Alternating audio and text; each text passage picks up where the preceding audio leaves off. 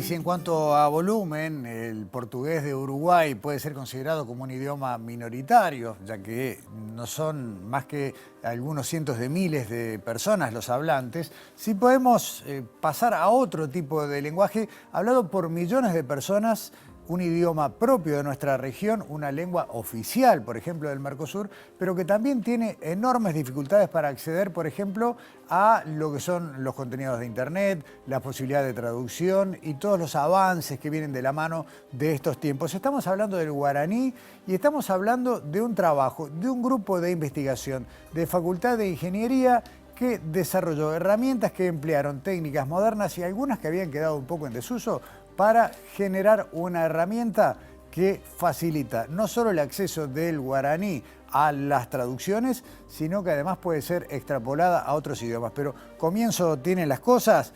El grupo integrado por Victoria Pardiñas, Alexis Baladón, Santiago Góngora, Agustín Lucas, Luis Chiruso y Marvin Agüero Torales desarrolló esto y lo empiezan a explicar de esta manera.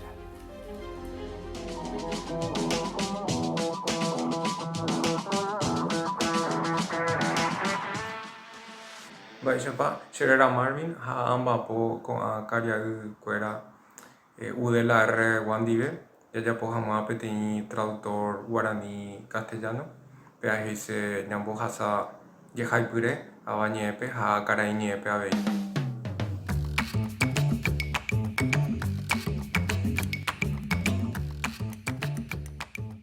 El procesamiento del lenguaje natural es como una subárea de la inteligencia artificial que intenta hacer que las computadoras puedan entender o generar el lenguaje humano. O sea, le decimos lenguaje natural al español, el inglés, el guaraní, el francés, en contraposición a los lenguajes formales como la matemática, los lenguajes de programación, la lógica. Esos son formales. Bueno, los lenguajes naturales son los que hablan los humanos.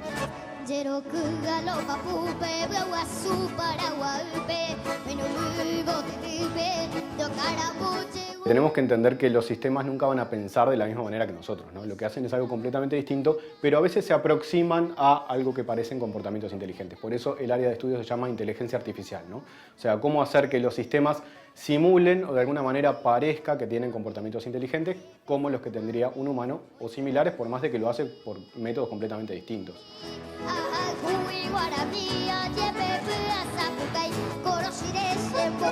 El guaraní es una lengua de pueblos originarios de Sudamérica que se habla mucho hoy en día.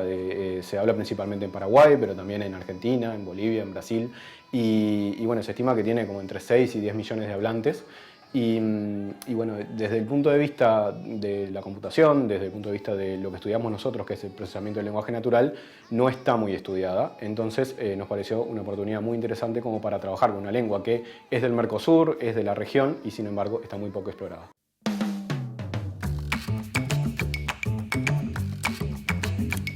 La escasez de datos tiene el problema de que nos pone en algo así como un círculo vicioso.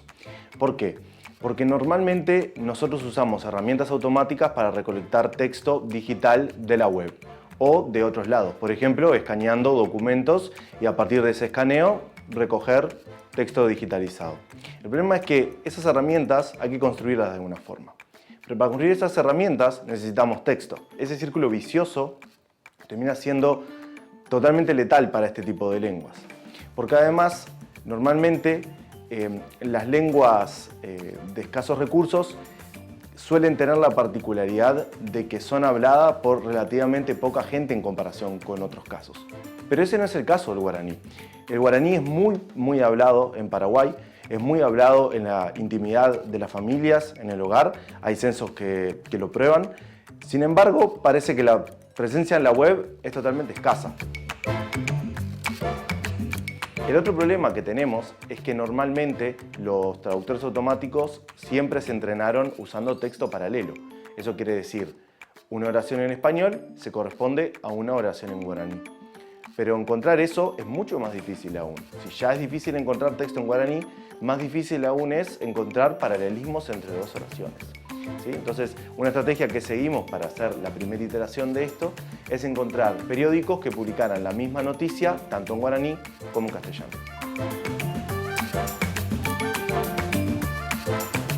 Y Seguimos hablando con ingenieros, pero en este caso lo que tuvieron que aplicar de la lingüística para que esto funcione, para que la herramienta dé resultados. Lo vemos.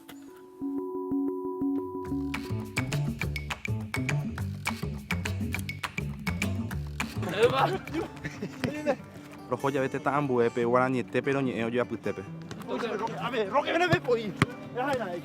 Araka vendas yese ñe pu agüere coche ñe guarani se quiere hay puruma moja jape. Bueno, nuestro desarrollo consistió en primero tomar un diccionario bilingüe entre español y guaraní que tuviera los pares de palabras equivalentes. Tomamos también un conjunto de datos morfológicos para esas palabras en español, que es de libre acceso. Y para el caso del guaraní, generamos nosotros esos datos morfológicos a partir de un libro de gramática de la Academia de la Lengua Guaraní. A la vez, por otro lado, nosotros implementamos una gramática para el español, una gramática para el guaraní y un conjunto de reglas de transferencia entre español y guaraní. Eso lo que nos permite es construir un árbol sintáctico, o sea, una oración en español con información gramatical, y pasar esa misma oración usando aquellas reglas, pasar esa oración de español a guaraní. El proceso de generación de nuestro conjunto de datos consiste en generar oraciones automáticamente en español y aplicar esas reglas gramaticales para pasarlas, para traducirlas al guaraní. Guaraní neñe, ña neñe, señe, eñegao guaraní me, ahí mamori me jabe. El idioma guaraní es bastante distinto del idioma español. En general, capaz que si agarramos una frase en guaraní no podemos reconocer ninguna de las palabras. Entonces acá tenemos una frase en guaraní que es upe cururú o po surupe, y probablemente en español no nos diga nada. En realidad esa frase significa ese sapo salta al río. Lo interesante de esta frase es que podemos analizarla como la analizaríamos en el liceo según sujeto y predicado, o si no podemos ir más allá construyendo un árbol que se conoce como árbol sintáctico, que es un análisis que se hace en lingüística. Entonces, al ver los árboles sintácticos de las dos oraciones en español y en guaraní, podemos encontrar que hay semejanzas, que hay partes del árbol que son iguales y hay algunas partes que son distintas. Por ejemplo, en español se utilizan grupos preposicionales, decimos al río, la preposición está primero. Pero en guaraní se utiliza al revés, se dice isurupe, que sería como río al. En vez de preposición utilizan una posposición. Entonces eso es una diferencia. Ahí tenemos que encontrar como una especie de regla que nos diga, bueno, cuando en español tenemos algo con una preposición, en guaraní se da vuelta y nos queda una posposición. Luego de generar estos datos sintéticos en una primera etapa, lo que quisimos hacer fue realizar experimentos de traducción donde nosotros lo que hacíamos era probar traducir oraciones de español a guaraní y de guaraní a español, tanto utilizando nuestro método, o sea, entrenando a nuestros modelos de traducción con estos datos sintéticos, como sin hacerlo. Nuestro método en sí se basa en una primera fase, preentrenar, como se llama, a los modelos con estos datos sintéticos que generamos, y en una segunda etapa, nuevamente entrenarlos con datos reales, con datos correctamente traducidos de una lengua a la otra. Paraguayo haisa, ñambomba eguasuaena, ñandeñi emo coive, ñambore yerovia, ja yagüero jore. También tomamos medidas sobre la traducción de Google, por ejemplo, y nos dimos cuenta de que las medidas que habíamos tomado sobre nuestros experimentos y con los de este otro traductor eran en algunos casos superiores y en otros hasta competitivos con respecto a estos resultados. Baechapa, Che, Añema, Abei, Guaranime. Club Olimpia pero ñe guaraní ja castellano pe. Ñe kende Abei. ¿Cuándo y qué? ¿Cuándo y qué?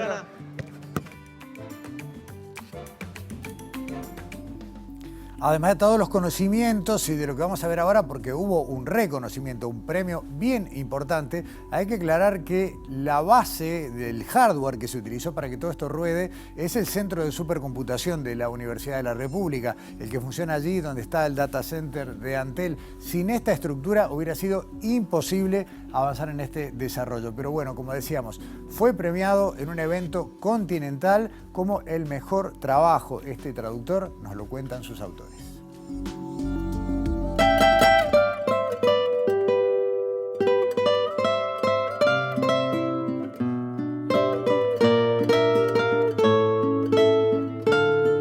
Cuando nos enteramos de que habíamos ganado un premio, no nos lo podíamos creer. Y más cuando nos enteramos que el premio era justamente el mejor artículo de la temática del año, que era lenguas indígenas, que fue bueno, de todo el trabajo que habíamos realizado. Y a partir de eso, nada, fue un no parar de ver nada, buenas noticias, no sé, de personas felicitándonos, de todo, bueno, mismo nuestro grupo creo que están todos muy contentos, tanto en el grupo de procesamiento de lenguaje, que es a lo que se dedican nuestros tutores, como en la facultad hemos recibido muchos comentarios positivos, compañeros de trabajo, así que nada, muy alegres por supuesto.